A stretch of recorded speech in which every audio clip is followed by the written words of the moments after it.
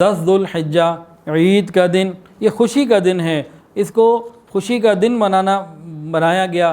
نبی علیہ الصلوۃ والسلام جب مدینہ طیبہ تشریف لائے تو مدینہ کے بہت سے لوگ جو پہلے سے اسلام قبول کر چکے تھے تو وہ سال کے 2 دنوں میں کچھ کھیل کود کیا کرتے تھے۔ نبی علیہ السلام نے فرمایا کہ یہ 2 دن کیا ہیں، یہ کیا کرتے ہو؟ انہوں نے عرض کیا یا رسول اللہ، ایام جاہلیت میں اسلام سے پہلے ابھی تک ایک رواج چل رہا ہے، ان 2 دنوں میں کھیل کود ہوتا ہے، میلہ لگتا ہے اور اس طرح خوشیاں ہوتی ہیں۔ تو حضور پاک صلی اللہ علیہ وسلم نے ارشاد فرمایا کہ اللہ تعالیٰ نے تمہیں ان 2 دنوں کے بدلے میں ان سے بہتر 2 دن عطا کر دیے ہیں، اور وہی تمہارے لیے قومی اور مذہبی تہوار ہیں، ایک عید الاضحیٰ کا دن اور ایک عید الفطر کا دن۔ ہمارے مذہبی تہوار، سال کی عیدیں حدیث میں صرف 2 ہیں۔ تمام حدیث کی کتابوں میں جب عیدین کے مسائل آپ پڑھیں گے تو ایک عید الفطر کا نام ملے گا اور ایک عید الاضحیٰ کا نام ملے گا، اس کے علاوہ کسی عید کا نام نہیں ملے گا۔ جمعے کو عید کے دن سے تشبیہ دی گئی وہ ایک الگ بات ہے، لیکن جو عیدین کے مسائل ہیں کہ عید الفطر کے یہ سنتیں، یہ معاملات ہیں، عید الاضحیٰ کے یہ معاملات ہیں، تو اس اعتبار سے پورے سال میں عیدیں فقط 2 ہیں، 3 نہیں۔ لیکن ہم ترقی کے زمانے میں چل رہے ہیں تو یہ 3 تو ہم کر چکے ہیں، آگے 4، 5، 6، 7، اگر کسی کی زندگی اور 30-40 سال رہی وہ دیکھ لے گا تو یہ بہت آگے بھی جانا ہے سلسلہ، اللہ نہ کرے جائے، لیکن ہم اسی طرف ہیں کہ جو کام سنت کا ہے اسے چھوڑنا ہے، جو من پسند کا ہے اسے کرنا ہے۔ تو یہ 2 ہی دن نبی علیہ الصلوۃ والسلام نے عید کے بتائے، اور ان دنوں میں انسان اللہ کا مہمان ہوتا ہے، اللہ کا مہمان ہوتا ہے، اللہ میزبان ہوتے ہیں۔ عید الفطر روزہ رکھنا حرام 1 دن، اور عید الاضحیٰ میں 4 دن روزہ رکھنا منع کیا گیا، یہ کھانے پینے کے اور اللہ کی یاد کے دن ہیں۔ عید کی خوشی ہونی چاہیے اور عید کا اہتمام ہونا چاہیے شریعت اور سنت کے مطابق، اپنی مرضی سے نہیں۔ اللہ کے ہاں وہی عمل قبول ہوگا جو سنت کے مطابق ہوگا، من مرضی کے اعمال اللہ کے ہاں قبول نہیں۔ عید کی رات میں کچھ نہ کچھ نفلی عبادت کرنا یہ مستحب عمل ہے۔ عید کو صبح جلدی اٹھنا، فجر کی نماز اپنے وقت پر ادا کرنا۔ بہت سارے ایسے لوگ ہیں کہ عید کی نماز جو واجب ہے وہ تو ادا کر لیتے ہیں، لیکن جو اس دن فجر کی نماز فرض ہے اس سے غفلت برتتے ہیں۔ یہ تو عید کا دن ہی انہوں نے برا شروع کیا۔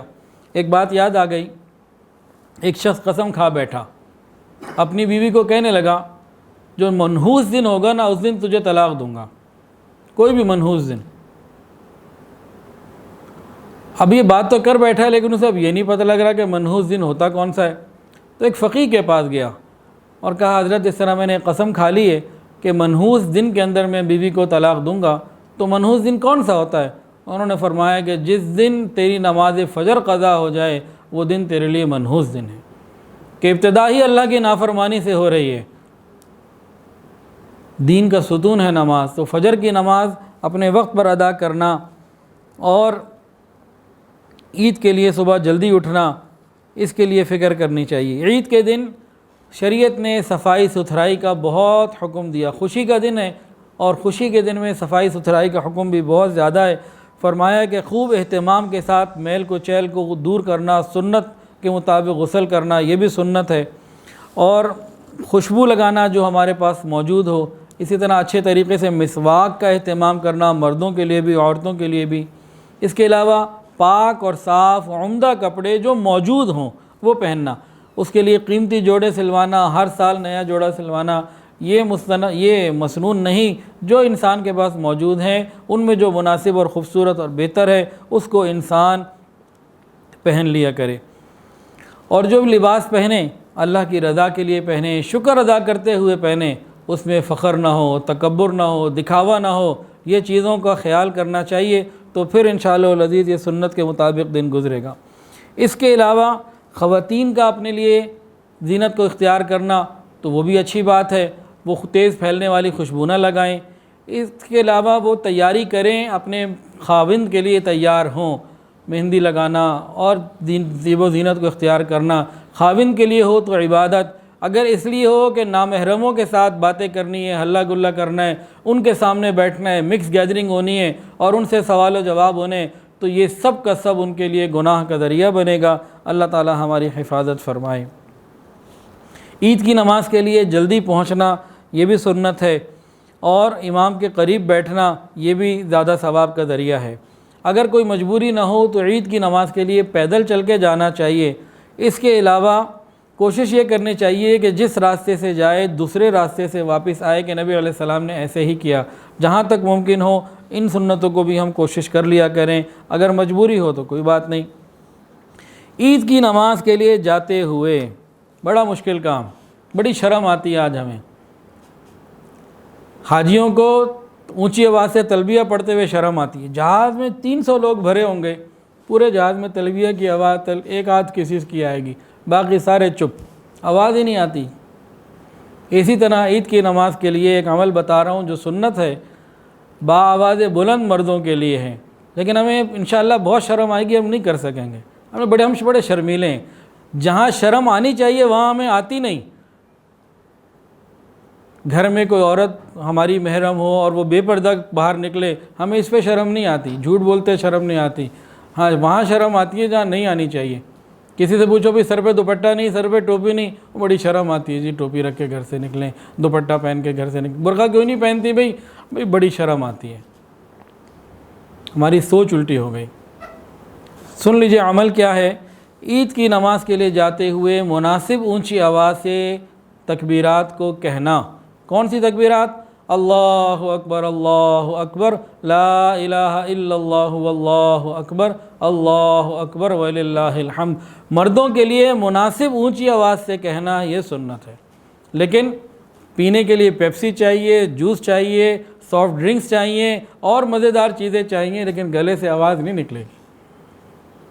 یہ ہمیں نکالنی ہے، فکر کرنی ہے، اللہ کو پسند ہے، ہم اس کی فکر کریں۔ اللہ کو یہ عمل پسند ہے، رسول اللہ صلی اللہ علیہ وسلم نے کیا، صحابہ کرام نے کیا، ہم بھی اس عمل کو کریں۔ اس میں کوئی شرم آنے کی ضرورت نہیں، یہ نبی کا عمل ہے، مبارک عمل ہے۔ تو عید کے لیے جاتے ہوئے آتے ہوئے مناسب اونچی آواز سے مردوں کو چاہیے کہ اللہ اکبر، لا الہ الا اللہ واللہ اکبر وللہ الحمد، یہ پڑھتے رہا کریں۔ عید الاضحیٰ، اس میں جس وقت انسان جاتا ہے تو نماز کے لیے جاتے وقت کچھ نہ کھائے۔ عید الفطر میں جس وقت نماز کے لیے جاتا ہے تو کوئی میٹھی چیز کھا کے جائے۔